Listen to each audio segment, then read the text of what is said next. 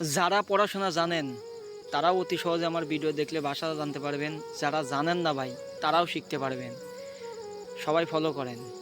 সেকারাং, সেকারাং মানে এখন, কিন্তু আমরা ইসকারাং বলি। মেধাবী শব্দটা খুব বেশি উচ্চারণ করে ফেলছি না আমরা? ধরুন ছাত্রলীগের সাধারণ সম্পাদক সাদ্দাম, সেই বেচারা 7 বছরে 3য় বর্ষে পড়ে আছে। 7 বছর ধরে উনি বিশ্ববিদ্যালয়ে 3য় বর্ষে পড়ে আছে, পাস করতে পারছে না, 5বার না 6বার ফেল করেছে। ওনাকে খুন করা কি জায়েজ হবে? বা ওনাকে খুন করাটা কি কম অপরাধ হবে আবরারকে খুন করার চেয়ে? কারণ উনি বছরের পর বছর একই বর্ষে পড়ে আছেন। আর ছাত্রদলের সভাপতি সেক্রেটারি বর্তমানে তাদের একাডেমিক ক্যারিয়ার, আমি তাদের রেজাল্ট জানি না, জানলে আমি বলতাম। আমি ছাত্রলীগেরটা যেহেতু বড় বড় করে এসে বলছি, আমি জাস্ট বলতে চাচ্ছি মেধাবী হলে তাকে মারা যাবে না, কিন্তু কম মেধাবী হলে কি সেই হত্যাটা জায়েজ হয়?